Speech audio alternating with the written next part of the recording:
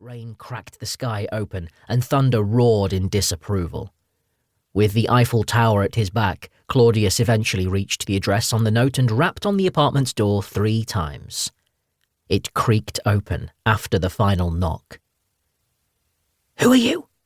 a small voice whispered from the other side. A child. This certainly wasn't who Claudius had been expecting to meet. He swallowed hard.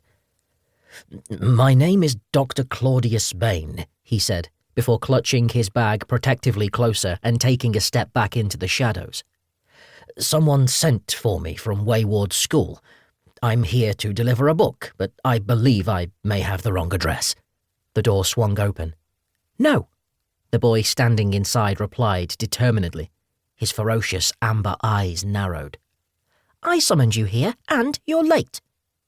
Words failed Claudius as he opened and closed his mouth like a gormless goldfish. The young boy staring back at him was merely 10 or 11 years old. He was round-faced, but tall and lanky like a string bean with soot-black hair. His eyes sparked like smokeless flames, causing Claudius to look away first. Impossible. He had expected to meet someone else, anyone else, but not this child. How had someone so young been smart and powerful enough to send a letter to the Balance Lands? What was this prodigy doing in the normal world? And, most worryingly of all, how did he know about the Book of Skulls and Skin? Another uneasy feeling hummed in the air around Claudius now, thicker than before. Fear. He had seriously misjudged this encounter. The threads of power throbbed so violently within the boy before him that Claudius could feel them, taste them, smell them. They felt like cold, lifeless fingers drawing lines up and down his spine, like grave dirt on his tongue and the stale scent of something no longer living. Deathmaker. That was the order of others this boy belonged to. "Come in," said the boy sternly, stepping aside so Claudius could pass. Still shaken, Claudius silently obliged.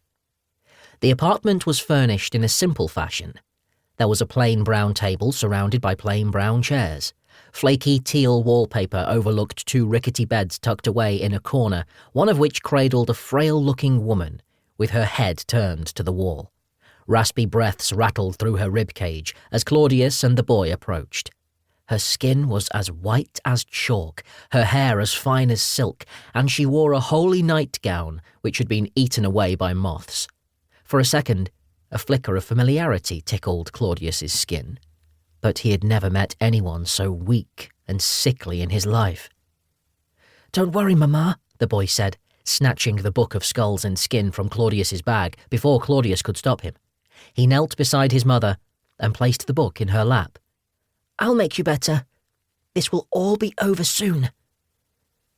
"Aedan," the woman croaked, reaching out for her son. The boy took her hand and opened the book. When Claudius saw which page he had landed on, he leapt forward. Blood rituals and power binding. "What are you doing?" cried Claudius. He never got an answer. With a quick flick of his hand, the boy sent Claudius Bain flying across the room. Claudius didn't even have time to shout before he collided against the far brick wall with a sickening crunch. Helplessly, he watched as the young boy plucked a sewing needle from his mother's pocket before first pricking her finger and then his own. "No!" But it was too late. The boy had already closed his eyes and begun muttering the incantation. Suddenly, the woman started to scream. An impossible wind rose from nowhere and ripped through the apartment. The woman's pasty skin began to flake apart, turning to dust and disappearing into thin air.